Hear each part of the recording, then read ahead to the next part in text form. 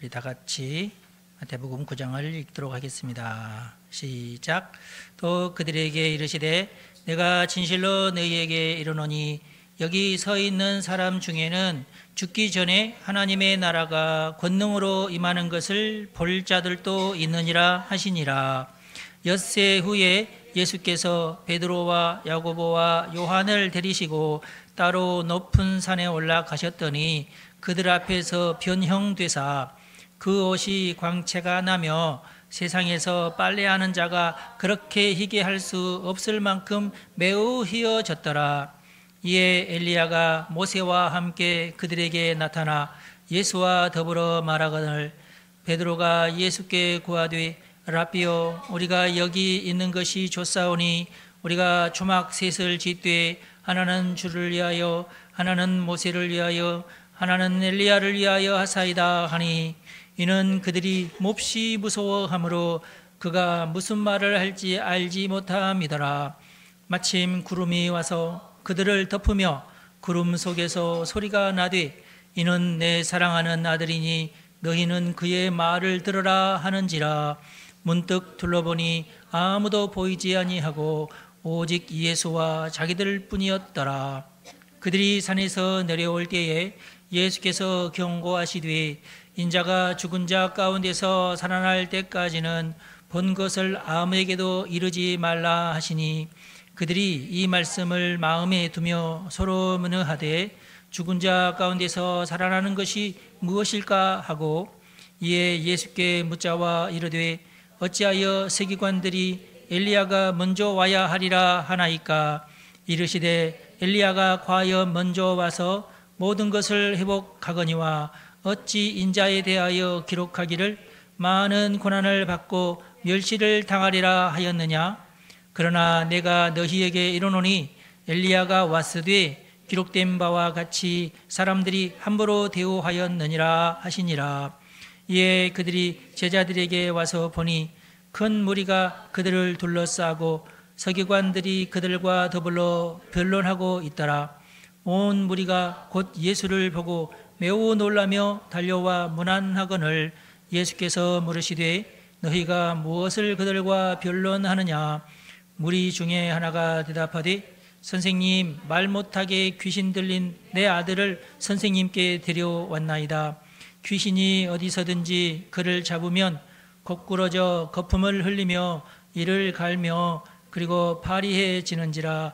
내가 선생님의 제자들에게 내쫓아 달라 하였으나 그들이 능히 하지 못하더이다. 대답하여 이르시되 믿음이 없는 세대여, 내가 얼마나 너희와 함께 있으며 얼마나 너희에게 참으리요. 그를 내게로 데려오라 하시매 이에 데리고 오니 귀신이 예수를 보고 곧 그 아이로 심히 경련을 일으키게 하는지라. 그가 땅에 엎드러져 구르며 거품을 흘리더라. 예수께서 그 아버지에게 물으시되 언제부터 이렇게 되었느냐 하시니 이르되 어릴 때부터니이다. 귀신이 그를 죽이려고 불과 물에 자주 던졌나이다. 그러나 무엇을 하실 수 있거든 우리를 불쌍히 여기사 도와주옵소서. 예수께서 이르시되 할 수 있거든이 무슨 말이냐. 믿는 자에게는 능히 하지 못할 일이 없느니라 하시니 곧 그 아이의 아버지가 소리를 질러 이르되 내가 믿나이다. 나의 믿음 없는 것을 도와주소서 하더라.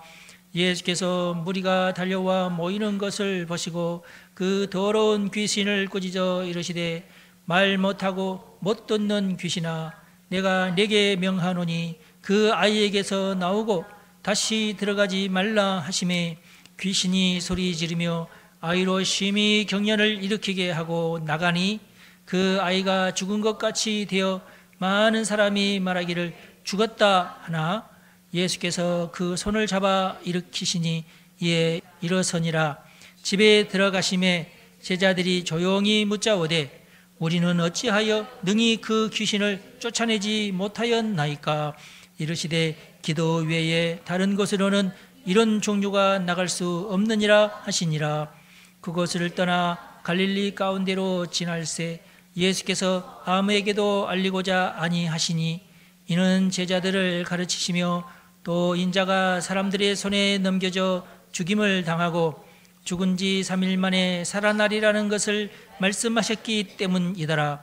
그러나 제자들은 이 말씀을 깨닫지 못하고 묻기도 두려워하더라.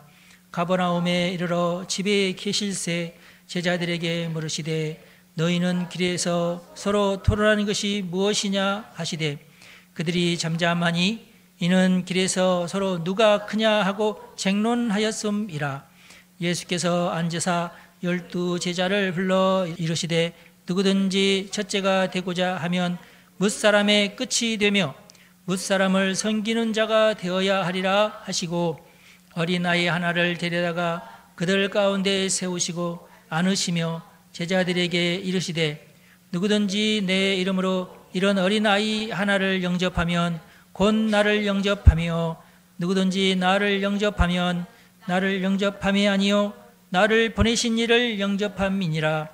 요한이 예수께 여짜오되 선생님, 우리를 따르지 않는 어떤 자가 주의 이름으로 귀신을 내쫓는 것을 우리가 보고 우리를 따르지 아니하므로 금하였나이다. 예수께서 이르시되 금하지 말라. 내 이름을 의탁하여 능한 일을 행하고 즉시로 나를 비방할 자가 없느니라. 우리를 반대하지 않는 자는 우리를 위하는 자니라. 누구든지 너희가 그리스도에게 속한 자라 하여 물 한 그릇이라도 주면 내가 진실로 너희에게 이르노니 그가 결코 상을 잃지 않으리라. 또 누구든지 나를 믿는 이 작은 자들 중 하나라도 실족하게 하면 차라리 연자 맷돌이 그 목에 매여 바다에 던져지는 것이 나으리라.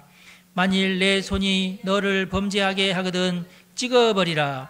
장애인으로 영생에 들어가는 것이 두 손을 가지고 지옥 곧 꺼지지 않는 불에 들어가는 것보다 나으니라. 만일 내 발이 너를 범죄하게 하거든 찍어버리라. 다리 저는 자로 영생에 들어가는 것이 두 발을 가지고 지옥에 던져지는 것보다 나으니라. 만일 내 눈이 너를 범죄하게 하거든 빼버리라. 한 눈으로 하나님의 나라에 들어가는 것이 두 눈을 가지고 지옥에 던져지는 것보다 나으니라. 거기에서는 구더기도 죽지 않고 불도 꺼지지 아니하느니라. 사람마다 불로써 소금치듯 함을 받으리라. 소금은 좋은 것이로되 만일 소금이 그 맛을 잃으면 무엇으로 이를 짜게 하리요. 너희 속에 소금을 두고 서로 화목하라 하시니라. 아멘. 오늘은 9장에 있는 말씀, 9장 말씀에도 여러 가지가 지금 나오는데요. 1절에는 권능으로 임하는 하나님의 나라에 대한 말씀을 하셨어요. 하나님의 나라가 너희에게 권능으로 임하신다. 그런데 모든 사람에게 그러는 것은 아니고 지금 제자들 가운데 여기 서 있는 사람 중에는 죽기 전에 하나님의 나라가 권능으로 임하는 것을 볼 자들도 있느니라 그랬어요. 그런데 누가 봤어요? 세 사람이 봤어요. 12 제자가 다 본 게 아니라 베드로, 야고보, 요한 이 세 사람만 봤어요. 저도 보고 싶어요 하시는 분 있나요? 보여달라고 하세요. 그러면 하나님 보여주실지 모릅니다.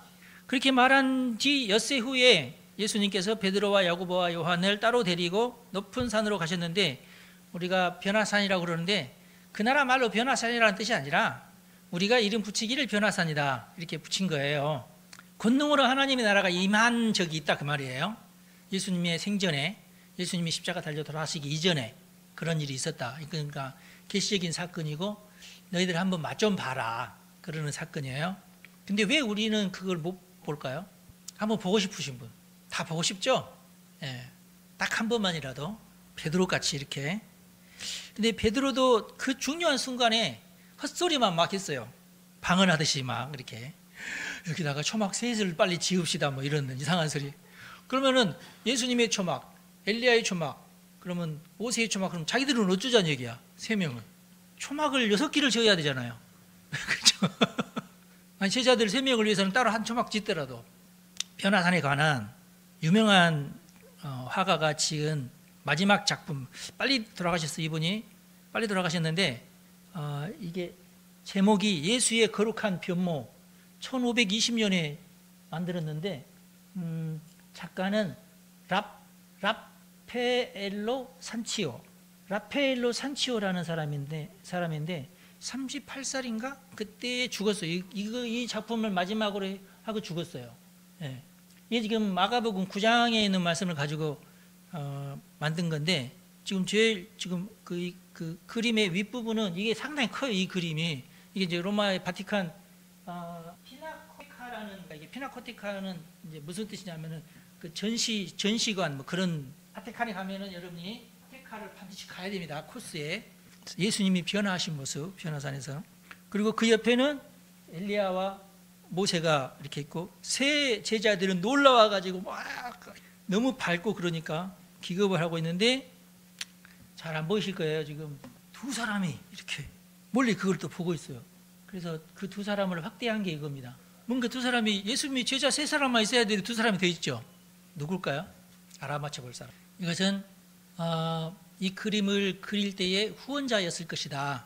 보통 옛날에 이렇게 그 대작을 그릴 때 화가를 사서 그 화가한테 이것을 일 맡기면 이제 뭐 몇 년 걸리고 그러잖아요. 이런 한 작품 하는데 몇 년간 걸리거든요. 그러면 그 화가에게 사례비도 주고 먹을 것도 주고 뭐 이런 어떤 후원자가 있어야 돼요.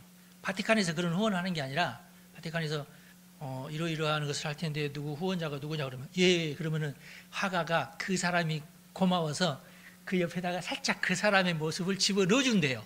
그 밑에는 뭐예요? 제자들이 그 귀신 들린 아이를 이제 그 낫게 하려고 별별 어떤 수단과 방법을 다 동원했지만 안 됐다 하는 그 내용이에요. 그러니까 왜 예수님께서 이런 광경을 세 제자들에게 이제 보여주셨을까에 대한 이해를 우리가 할 필요가 있어요. 영광스러운 모습이죠. 예수님의 원래의 본래의 모습, 하늘에 있었던 예수님의 모습. 물론 이제 그림 전체가 실제는 아니고 이제 상상하죠. 상상해서 이렇게 변화했을 것이다. 근데 그림으로는 아무래도 이제 불가능하고. 근데 이런 영광을 예수님의 영광을 베드로와 야고보와 요한이 이제 보게 되었다. 그것만으로도 세 사람에게는 너무나 그 놀라운 경험이 되겠죠. 이 세상의 어떤 부귀영화도 하나님의 영광에 비교할 수 없다는 것을 우리가 잘 알고 있어야 됩니다. 그것을 인정하고 살아야 돼요. 그리고 결국은 우리가 이제 나중에 천국 가서 보게 될 것이 바로 이런 영광스러운 모습이 되겠죠. 혹시라도 여러분들이 막 열심히 기도, 베드로도 보여주셨는데 꿈에서라도 좀 보여주시면 안 돼요? 한번 도전해 보실 분 없나요? 그러면은 특별한 경험이 될 거예요. 왜냐하면은 사람이 왜 이 세상에 살면서 좀 뭐랄까 힘들게 살고 초라하게 사냐면은 그런 영광에 대해서 경험이 없어서 그래요. 그 영광을 경험하면은 그 사람의 인생 난 이제 죽어도 좋다, 여한이 없다 하는 삶을 살게 됩니다. 한번 영광을 경험하게 되면은 이렇게 한번 영광을 경험하게 되면은 이제 이 세상에 있는 막 지지고 볶고 하는 일들이 개구리 열청이 때 시절 모른다고 저런 피레미 같은 일들이 지금 그렇게 하면서 이 세상을 초월하는 그런. 근데 왜 하나님께서 그것을 함부로 안 보여주냐면은 이게 초월해서 살면 또 안 돼. 마치 좀 영적인 어떤 그 뭐라 하나 마약을 먹는 것 같은 그런 너무 세상을 초월해서 살면 또 안 돼요. 그래서 성경에도 딱 몇 군데만 이런 현상이 일어납니다. 없잖아 있는데 그 차라리 그래서 예수님께서 우리에게 뭐라고 말씀? 이 세상에 살 동안은 그냥 믿으면서 살아라. 그런 것이 있다는 것만 알고 그렇게 그걸 믿고 그냥 살면 된다. 그런 뜻입니다. 저는 도저히 안 되겠습니다. 그냥 믿을 수는 없으니까 난 도마 같은 사람이니까 제발 안 보여주면 나 죽어버릴 테니까 그럼 하나님께서 보이실지 몰라. 근데 여러분들 믿으시기 바랍니다. 보지 않고 믿는 믿음이 더 복됩니다. 그냥 그렇게 믿으시면 돼요. 물론 우리 하나님도 그 영광을 우리에게 보여주시기를 원하는데 아직 우리가 그런 단계는 안 됐다고 하나님이 판단하신 것 같아요. 그리고 그것이 지금 현재 우리로서는 그게 정말로 필요하거나 정말 나에게 유익이 되는 것은 아니다. 그렇게 생각하셨을 것 같고 차라리 너희가 그냥 믿음만 가지고 그것이 그 영광스러운 세계가 있다는 것을 믿기만 해도 그것이 나에게는 상급이 될 수 있어요. 그렇지 않겠어요? 오죽이 상급 쌀 것이 없었으면 하나님께서 그거라도 상급으로 삼으시려고 하셨을지 모르겠는데 그것만이라도 있는 게 낫잖아요. 여러분 믿으시기 바랍니다. 이게 설득이 잘 안 되네. 이 세 명에게만 계시됐지만 우리는 하여튼 사모는 하고 있어야 된다. 보여주시지 않아도 괜찮지만 저는 사모는 하고 있습니다. 하나님이 언제든지 나에게 보여주시면 그만한 영광이 내게는 없겠지만은 보여주시지 않더라도 나는 이 상태에서 만족하고 살겠습니다. 이게 제일 어떤 그 긍정적이면서 건강한 신앙의 어떤 태도가 아닌가 싶어요. 저도 그렇게 살고 있으니까 여러분들도 그렇게 사시기를 바랍니다. 그리고 이제 9절에 보면은 아마한테도 이걸 말하지 말라고 하셨어요. 예수님께서 이렇게 말씀하신 이유가 있겠죠. 그리고 부활 때까지 말하지 말라. 이게 부활 이후에는 말해도 된다. 그런 뜻이거든요. 왜냐하면 이제 부활 이후에는 이제 성령님이 오시니까, 성령님이 오시고 난 다음에는 이제 이것을 얘기해도 이제 많은 사람들이 이제 그때는 고개를 끄덕이면서 이해를 할 거다. 막 그런 쪽으로 해석할 수 있다고 봐요.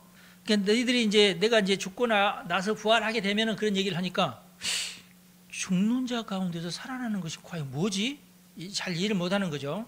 예수님의 순환이나 이런 것도 받아들이고 싶지도 않고, 무서우니까 자기들로서는 믿고 싶지도 않고 막 이러는데, 그래서 제자들 중에 한 사람이, 아니 서기관들은 엘리야가 먼저 와야 된다고 그랬지 않습니까? 아, 엘리야가 왔지 않느냐, 세례 요한이다, 그런 얘기예요.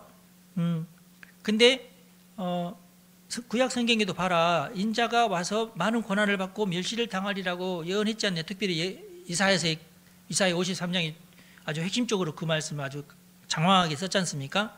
그리고 엘리야도 왔다. 근데 그들이 함부로 대했다. 세례 요한을 죽이기까지 했지 않습니까? 그러니 인자도 이 사람들이 아주 죽이기까지 할 것이다, 그런 뜻이에요. 근데 제자들은 아직 그 말을 믿고 싶지 않은 거죠. 그럴 뿐이에요.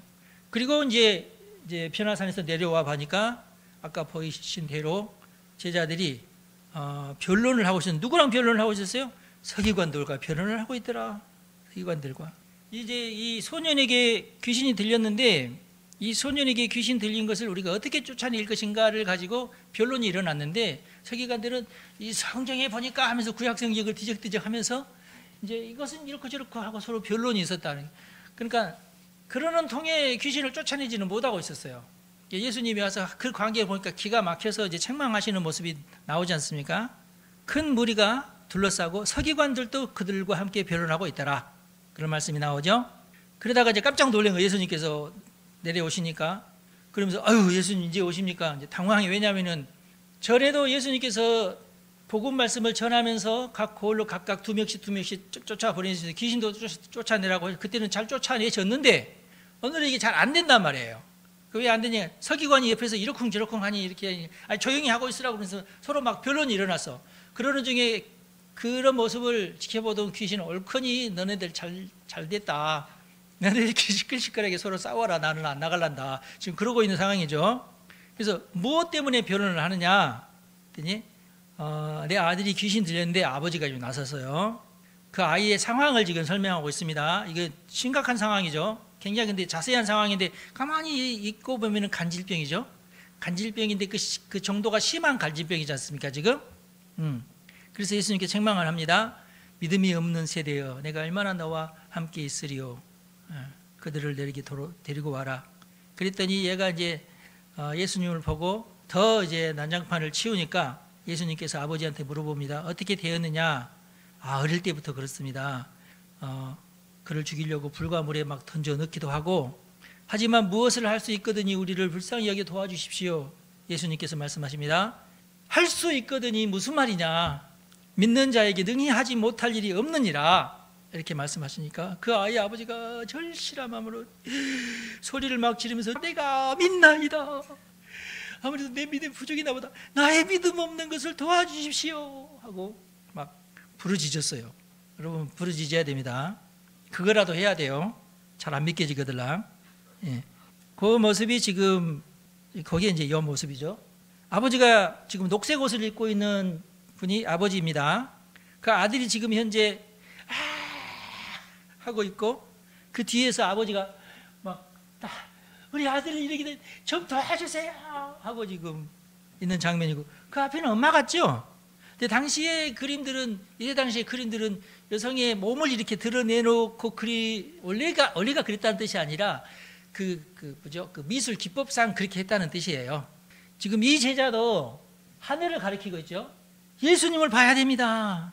예수님을 의지해야죠. 서기관은 그게 아니라 성경에 가면은 이러고 있고 그런 상황이다 지금. 그러니까 이 그림 하나에 그 작가가 굉장히 여러 가지를 여기에다가 이제 담고 있습니다. 결론은 이제 이 작가도 우리가 영광스러운 예수님에게 부탁을 하자, 그런 뜻이죠. 여러분 나중에 돈 많이 버셔가지고 바티칸 가서 구경하시고 그러면 좋을 것 같아요. 오늘 본 것으로 만족하셔도 되겠지만은 고린도전서 4장 20절에 보면 뭐라고 말씀하고 있냐면 하나님의 나라는 말에 있지 않고 능력에 있다. 그럼 잘 여러분 기억하고 계시죠? 귀신을 쫓아내는 것이 능력이지 않느냐. 19절에 예수님께서는 믿음이 없는 세대여 얼마나 너희와 함께 있으며 얼마나 너희에게 참으리요. 예수님께서 탄식하시는 모습이죠. 전능하신 예수님께서 이 세상에 살면서 믿음이 없는 제자들을 데리고 막 믿지도 않는 예수님이 말씀하셨는데 안 믿으면 돼요, 안 돼요? 지금 우리로서는. 근데 당시 제자들은 다 믿지 않았다. 예.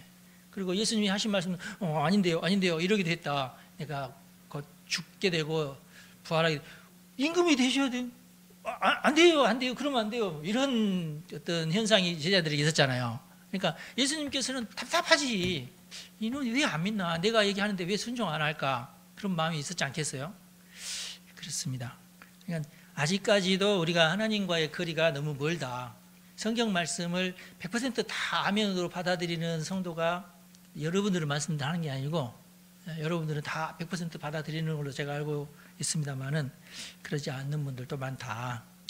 요즘 우리나라에도 그렇고 미국에도 그렇고 제일 심각하게 유럽은 더 심각하고 아예 하나님의 말씀을 좌파적인 이념으로 다시금 이제 재편성을 해가지고 자기들의 그 좌파 이론에 맞는 것만 받아들이고 이런 어떤 그 병고침의 어떤 기적 변화성 이런 것은 다 이건 신화다, 이건 실제 없었던 얘기인데 꾸며낸 이야기다 하는 신학자들도 많거든요. 그래서 예수님께서 이제 쫓아내 주니까 그때야 이제 귀신이 쫓겨나가죠. 그래서 제자들이 와가지고 아니 우리는 왜 못 쫓아냈습니까? 하고 물어보게 되죠. 그러자 예수님께서 뭐라고 말씀하셨어요? 기도 외에는 이런 종류가 나갈 수 없느니라 라고 말씀을 했어요. 믿고 기도해야 되겠죠? 믿고 기도하면은 다 낫는다 그런 뜻이에요. 간질병이 세상적으로는요 지금도 불치병이에요. 못 들으셨죠? 지금도 안 돼요. 약을 먹어야지 그냥 유지한다. 생활을 유지하는 쪽으로만 완쾌했다는 그런 얘기는 안 듣고. 근데 성경에 보면은 완쾌할 수 있어요. 제가 얘기했듯이 그 사모님 얘기도 내가 드렸잖아요. 완쾌할 수 있어요. 완쾌하는 게 낫겠죠? 여러분께 믿으시기 바랍니다. 하나님은 치유하시는 분이시다. 그리고 그 저주로 인한 것이니까 그 저주를 끊게 하시는 분이시다. 그 환자는 이렇게 못해요. 환자 자체가 아직 그만한 어떤 믿음이나 이런 것을 가질 수 있는 어떤 상황이 안 되잖아요. 그래서 누구의 믿음을 요구한다? 그 부모의 믿음을 요구한다. 또 누구의 기도를 요구한다? 그 제자들의 기도를 요구한다. 여기 합해졌을 때에 이게 해결되는데 제가 이제 목회 경험상 어떤 결론을 내리냐면은 목회자가 기도를 해주고 싶어도 놀랍게도 그 부모 중에 믿는 사람들이 거의 드물어요. 그게 제일 한계예요. 솔직히는 그를 사랑하는 사람이 옆에 있으면은 귀신도 안 걸려요, 사실은. 그렇습니다. 근데 그 이제 부모가 이제 어떤 저주받을 짓을 했거나 아이를 방치했거나 그러면 굉장히 위험해지거든요. 그러면 이제 귀신이 들러올 수 있는데 그때에 그 부모가 깜짝 놀라면서 아이고 내가 하나님에게 기도해야지 이렇게 될 때에는 쉬워요. 근데 당시 예수님의 당시에는 대부분의 그 지역에 있는 사람들이 그래도 하나님을 다 믿긴 믿었어. 이해가 되시죠? 그러니까 이 축기가 빨리 일어날 수 있었고 또 옆에서 중보해 주는 사람이 있기 때문에 부모나 하여튼 아버지나 어머니나 친척이나 이런 사람들이 있었기 때문에 그게 쉽게 이루어졌지. 만약에 이제 그게 그런 조건이 안 갖춰졌다면은 쫓아낼 수는 있어도 금방 다시 들어온다. 그런 악순환이 계속된다. 그런 점이 우리 동료 목사님 중에서도 축기 하시는 목사님들이 많지는 않지만 있거든요. 있기는 있어요. 그런데 그분들은 정말 피곤한 삶을 살아요. 가만히 봤더니 쫓아낼 때마다 나가는 것 같기는 해. 근데 일주일에 또 다시 와. 그러면 집에서 일주일 동안 사는 동안에 다시 들어간다는 얘기고 그 집에는 그 사람을 사랑하면서 보살펴주는 사람이 없다는 뜻이에요. 안타깝죠? 그러니까 이 축기라는 게 절대로 어려운 것은 아닌데 관계의 문제다.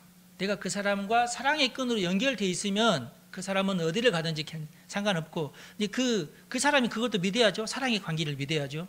문제 있으면 전화해가지고 여보세요, 목사님 하면서 친하게 지낼 수 있어야 돼. 그렇죠? 근데 만약에 이 친구가 세속에 빠져가지고 또 이제 목사님하고 관계가 끊어졌어. 그리고 목사님에게 전화를 하고 싶은데 내가 죄를 지었어. 틀림없이 목사님한테 전화하면은 너 죄 지었지. 무서워. 목사님에게도 미안하기도 하고 그러면서 마귀가 또 그런 마음을 주고, 야, 니까지 주제에 너 또 목사님한테 또 기도 부탁한다고? 양심이 있어라 이놈아, 이런 식으로 공격을 한다고.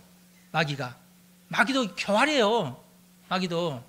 예, 그러면은 이 귀신 들린 사람이 맞아, 내가 해도 너무 더 이상 내가 목사님을 괴롭혀 드리면 안 되지, 이렇게 믿어. 또 안 돼요, 이 귀신아 나가라, 나는 목사님과 끊어질 수 없는 사이야. 근데 그런 사이 정도가 되려면은 부모 자식 간의 사이가 돼야 돼요.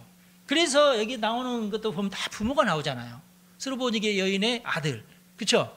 여기도 아버지가 그 아들을 데리고 쫙 나의 믿음 없으면 도와주십시오 막 이러잖아. 제자들이 막 가서 그런 게 아니고. 그러니까 부모나 어떤 식구 관계가 아니면 이게 그 자신이 그걸 잘 안 믿어. 목사님을 내가 더 이상 내가 괴롭혀 드리는 것은 난 진짜 나쁜 놈이지, 내가 그냥 이렇게 고통스러운 대로 살아야지 목사님을 더 이상 괴롭혀 드릴 수는 없어, 이러는 마음이 생길 수 있다, 본인에게. 그걸 거부하는 목사님은 아마 없을 것 같은데, 하여튼 그런다. 본인이 그런 어떤 사랑의 끈을 놓는다.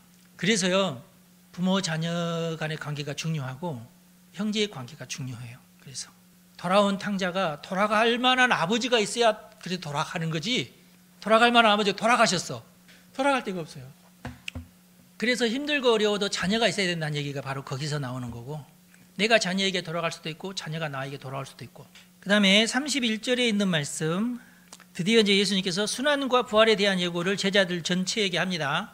그리고 예수님의 또 속을 뒤집어 놓는 사건이 또 생기죠. 33절 보니까 너희들이 길가에서 내 뒤를 따라오는데 서로 이러쿵저러쿵 막 이렇게, 그러니까 이건 예수님 들으라고 하면 자기들끼리 아니라 이렇게 하면서 뒤에서 둘러서 다 예수님 다 아시는데 너희들이 또 엉뚱한 짓을 또 하는구나. 그렇지만은 가버나움 집에 이 가버나움 집은 아마도 베드로의 집 아닌가 싶은데, 들어가실 때까지는 가만히 있다가 다 모인 다음에 물어보는 거예요.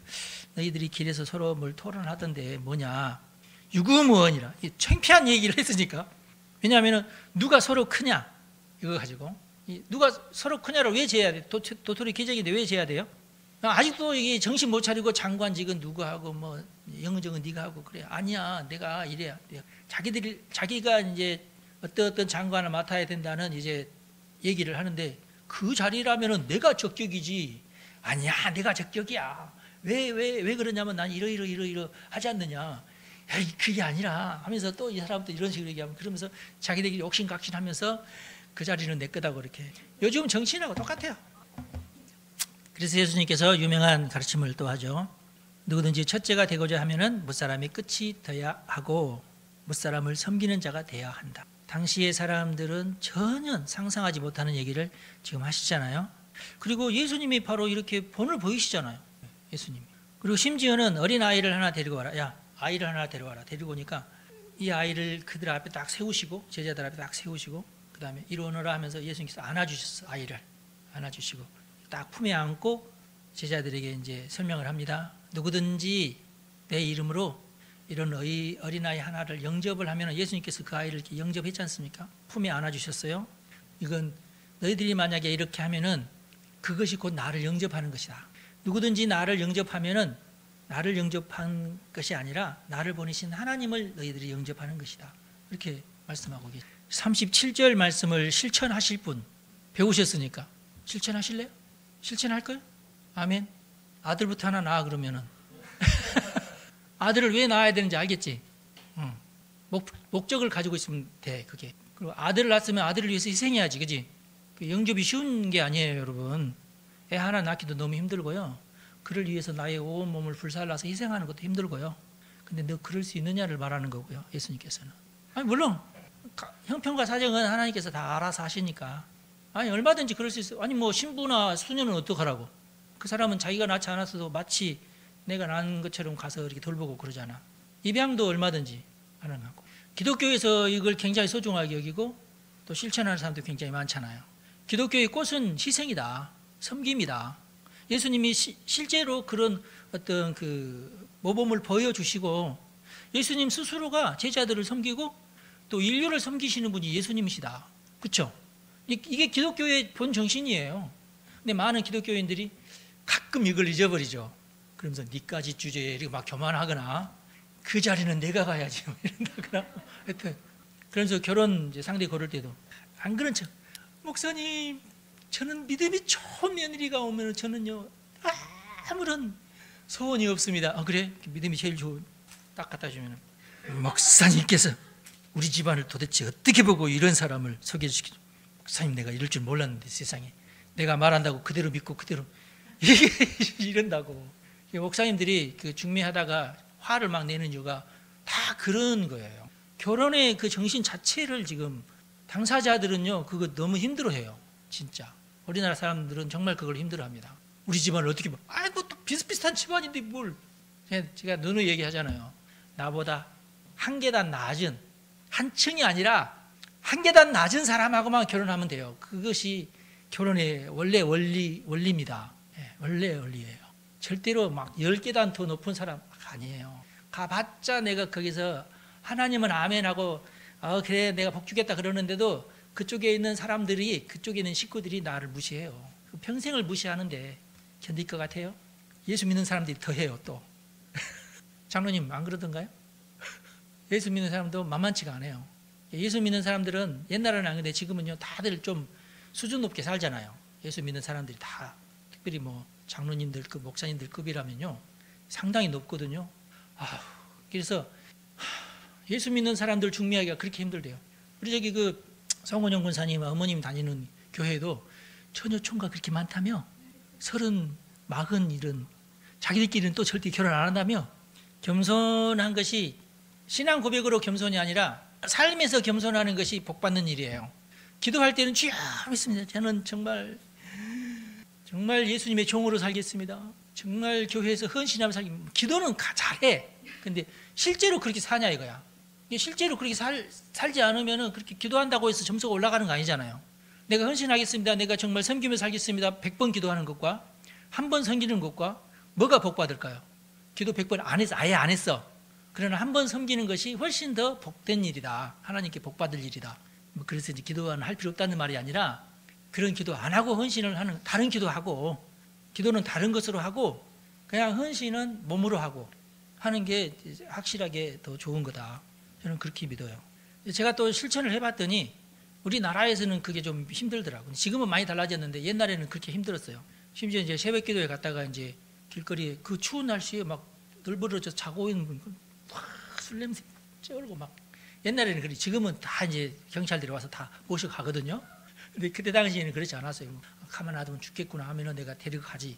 가서 씻기고 먹이고 옷을 빨든지 하여튼 새 옷을 입히든지 심지어는 빨리 가서 목욕하고 오라고. 내가 솔직히는 같이 가서 때 밀어주기는 힘들고 돈 줄 테니까 목욕탕 갔다 오라고. 그렇게 갔다 오면은 잘 좋은 옷을 입혀가지고 그러면 잘 가라고 그러잖아. 그 다음날 똑같은 사람이 몇 번이나 그런 적이 있어. 하여튼 그런데 교회에서 싫어하더라고. 제발 목사님 그러지 말라고.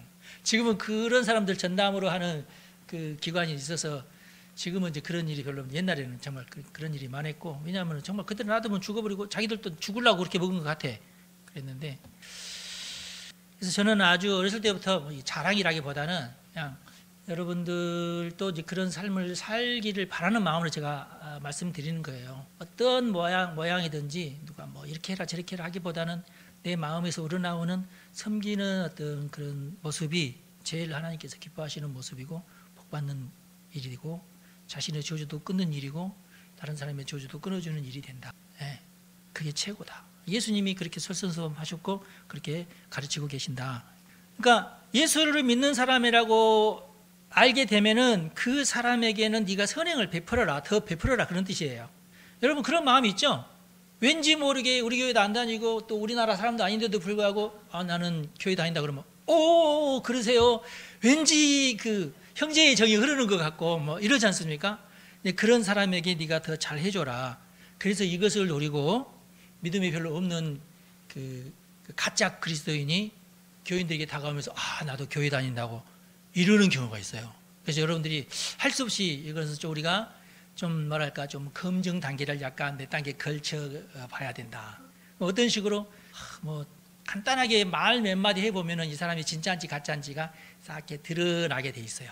물론 나보다도 더 그 성경 지식이나 목사님들은 어떻게 얘기한다는 것을 아시는 분도 있긴 있는데 하여튼 속이려고 작정하고 오는 사람들에게 안 속아 넘어갈 수는 없는데 기도하시면서 하시면 될 것 같고, 그러나 뭐 그런 사람일지라도 내가 호의를 베푸는 건 좋아요.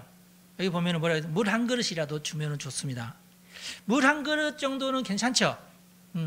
절대 뭐 100만 원 넘어가는 거 이렇게 하거나 그러지 마시고, 아셨죠? 아유, 할렐루야. 결코 상을 잃지 않으리라. 예, 주님, 결코 상을 잃지 않으리라. 할렐루야. 그 다음에 누구든지 나를 믿는 이 작은 자 중에 하나라도, 믿음이 별로 없지만 하여튼 믿는 자야. 근데 속여 먹었어. 그는 하나님께서 굉장히 싫어하신다. 여러분들 교인을 속여 먹지 마셔요. 아셨죠? 그는 차라리 연자 맷돌을 그 목에 메고, 연자 맷돌 아시죠? 맷돌 그만하면 맷돌, 요걸 여기다 목에 메고 네 스스로 바다에 들어가는 게 낫다. 차라리 너의 교인 한 사람을 속여 먹으려면은 차라리 그렇게 해라. 너는 그러면 그게 차라리 낫다. 그리고 더 심한 말씀을 하시잖아요. 네 손이 범죄하면은 찍어버려라. 장애인으로 영생에 들어가는 것이 낫다. 어차피 영생에 들어가면은 손 하나는 회복해 주시겠죠, 물론. 근데 이제 이것은 이제 그 문학적인 표현이에요. 그러니까 실제로 그렇다는 얘기가 아니라 그 정도로 그게 악한 일이고 저주받을 짓이다. 해서는 안 될 짓이다. 그런 뜻이에요. 손이 너를 범죄하게 하거든 찍어버려라. 뭐 사실 손이 무슨 죄냐고 내가 머릿속에서 시키는 건데, 그렇잖아요. 머리가 그런 죄를 계획을 하는 것이지 손이 그걸 계획하는 건 아니잖아. 그렇게 하세요. 영생이 중요하다. 범죄하지 마라. 예수를 믿고 범죄하지 마라. 이게 이 구절을 읽을 때마다 마음 찔리면서 이것을 안 읽고 싶어 하는 데가 그 구원파 이단입니다. 구원파 이단은 절대 이 말씀을 안 읽을 거야. 못 읽죠. 자기들이 그렇게 살고 있는데. 눈을 얼마나 심하게 했으면 예수님께서 눈, 발, 손 뭐 이런 식으로 목매어 바다에 들어가거라 뭐 이런 굉장히 여러 심하게 말씀하셨어요. 그러면서 지옥에 관한 얘기를 하시는 겁니다. 그래서 지옥에 관한 정보를 우리에게 주신 분은 예수님이세요. 구약성경 내내 봐도 지옥이 아니에요. 연옥이지. 구약성경에는 천국에 대한 것도 없습니다. 지옥과 천국에 관한 정보를 주신 분이 예수님이세요. 복음서부터 이런 말씀을 하신 거예요. 그러니까 이게 아주 오랜 아담 시대 때부터 이런 사람들이 이걸 알고 있었다고 생각하면 안 돼요. 예수님이 새롭게 우리에게 계시를 주신, 시대가 가면서 점점 계시가 더 밝혀지잖아요. 예수님께서 오셔서 비로소 이제 알게 된 것이 지옥이다. 지옥도 알게 되고 영생이나 천국도 알게 됐다. 그런 뜻이에요. 지옥은 심지어 구더기도 죽지 않고 불도 꺼지지 않는다. 47절부터 시작하는 겁니다. 48절에는 그 지옥에 대해서 거기는 구더기도 죽지 않고 불도 꺼지지 않는다. 그런 말 나왔죠. 49절에는 사람마다 불로써 소금치듯 함을 받으리라 그랬어요. 48절과 49절 말씀은 서로 다른 말씀입니다. 그렇죠? 47절까지는 범죄하지 마라. 두 눈을 가지고 지옥에 가는 것보다도 범죄하지 않고 한 눈을 뺀 채 영생 천국 가는 게 낫다. 맞는 말이긴 하죠. 그렇죠? 이 말은 47절에 있는 말씀은 범죄하지 말라는 얘기예요. 범죄하지 말라. 범죄할 경우에는 지옥에 들어간다는 얘기고, 그게 이제 근데 48절 말씀은 갑자기 지옥은 구더기도 죽지 않고 불도 꺼지지 않는다. 그러니까 47절에 지옥이라는 단어가 있으니까 48절에 지옥에 대해서 설명을 하는 것인데, 지옥에 대해서 설명하면서 불에 대한 얘기가 나왔죠. 그렇죠? 48절에 불. 근데 49절에서는 또 그 불을 이어받아 가지고 사람마다 불로써 소금치듯 함을 받으리라 그래서 소금이 나왔죠. 그래서 49절에 소금이 나왔으니까 50절에서 그 소금을 받습니다. 소금은 좋은 것이지만은 만일 소금이 그 맛을 잃으면 어떻게 하겠느냐? 무엇으로 짜게 하겠느냐? 너희 속에 소금을 두고 서로 화목하라 그랬어요. 자, 이런 표현을 보고 뭐라 하냐면은, 이것을 내가 볼 때에 그 예수님께서 이대로 설교를 하지 않은 것 같은데, 제자들이 그것을 이제 고리고리를 이어가지고 지금 그 50절 말씀까지 딱 이렇게 하나의 묶음으로 이렇게 만들어 버렸죠. 이런 것을 연관검색어 가르침이라고 합니다. 이런 표현을 쓴 것은 제가 처음입니다. 왜냐하면 연관검색어로 가르치면 잊어버리지 않아요. 제자들도 이렇게 하니까 사람들이 안 잊어버리는구나. 그러니까 기억력은 간단하다고 기억하는 게 아니에요. 뭔가를 기억하고 싶으면은 그것과 관련된 많은 것을 그 한꺼번에 묶어가지고 기억을 하는 게 제일 좋아요. 이해가 되시죠? 예. 암기력이 뛰어난 사람은 그렇게 하는 겁니다. 암기력에 대해서 연구를 해봤더니 그 단어와 연관되는 것을 같이 기억을 해요. 그러면 그 사람은 공부 잘하는 사람이 됩니다. 공부 못하는 사람은 많은 걸 외우고 싫으니까 꼭 그것만 막 외워. 그런데 하루 지나면 잊어버려. 단어를 계속 그 단어만 가지고 있는 그 단어와 비슷한 다른 연관 단어를 막 외우면 그 단어가 잊어지지 않는데 그런 뜻입니다. 그러니까 이것은 나중에 편집됐을 것 같다는 느낌이 제가 들어요. 예수님이 따로따로 말씀했는데 마침 이것을 단어 하나를 가지고 또 꼬리를 물어서 거기에 그 단어가 들어있는 가르침을 또 집어넣어놓고 그 중에 또 다른 단어가 있으면 그걸 가지고 그 다음 문장에 그 단어를 집어넣으면서 예수님이 했던 말씀을 거기다 집어넣고 이런 식으로 아셨죠? 그래서 이것은 연관 검색어 가르침이다. 그렇게 보시면 될 것 같아요. 48절은 43절부터 47절까지는 범죄하지 마라. 이 범죄할 경우에 너희들이 지옥 간다. 그러는데 48절에서는 48절에서는 지옥 얘기가 나왔으니까 거기는 구더기도 죽지 않는데 불도 꺼지지 아니한다. 그 불이 너희들을 괴롭힌다.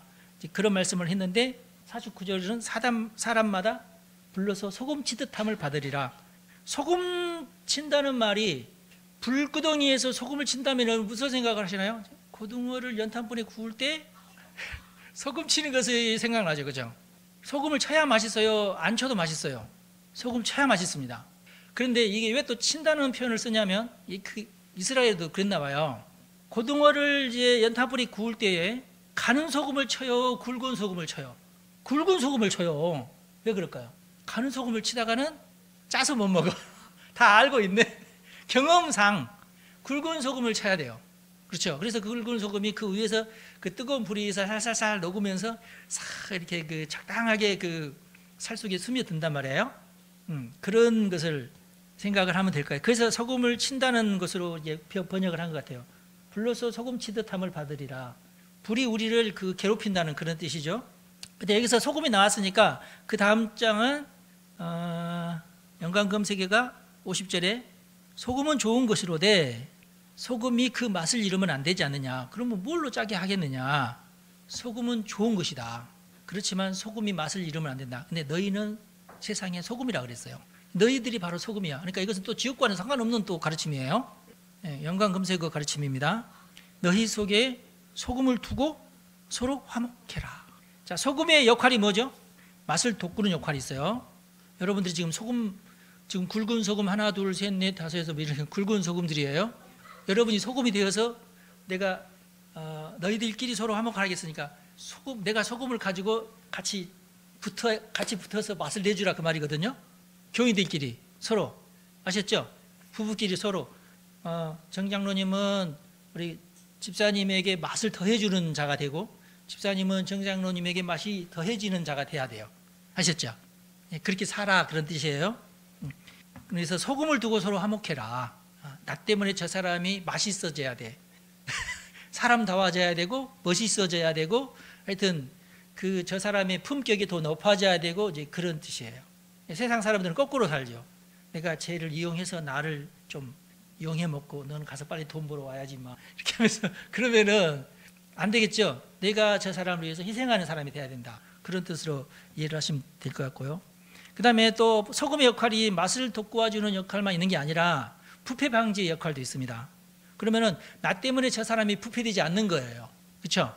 뭐 어떻게 해야 돼?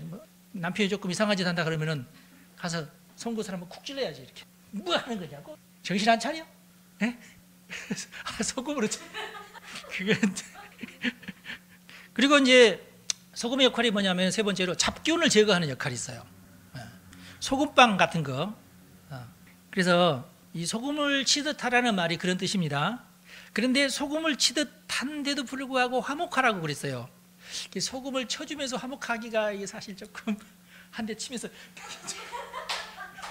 이게 이제 그러니까 이게 소금 치는 기술인데 그렇게 살아야 돼요. 때리긴 때리는데 정신만 차리게끔 때려야지 기분 나쁘게 또 때리면 안 되고 하여튼 그렇게 농담을 하는 듯한데 왠지 뼈 있는 농담을 한다든지 뭐 이런 식으로 해서 서로 얼굴을 붉히지 않게 가능하시죠? 가능 안 하세요? 기술을 익히세요. 소금 치듯이 화목하십시오. 소금을 치듯 하면서도 화목해야 돼. 이렇게 서로에게 영적인 도움을 줘야 된다. 제일 중요한 게 뭐냐면 소금을 칠 때에 인격 모독은 하지 말고 소금을 쳐라, 그런 뜻입니다. 그러면 고맙게 생각하지. 아, 이 사람이 나를 존중하고 있구나. 존중한데 이것은 고쳤으면 하는 마음이 있구나. 그렇죠? 그러면은 어떻게 되겠어요? 이 사람 없으면 나는 정말 개가 되겠구나. 그렇죠? 그렇죠? 어떻습니까?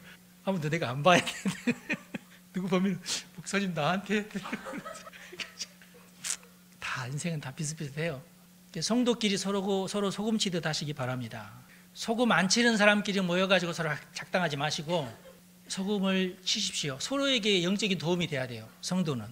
아셨죠? 목사가 가서 저는 성격상 제가 가가지고 여러분들을 이렇게 터치를 안 해요. 왜냐하면은 저는 애들한테도 잘 그렇게 하지 않고, 왜냐하면은 해봤더니 제 말이 너무 센가 봐. 왜 웃어요 그 말에? 조금 내가 기분이 좀 안 좋으려고.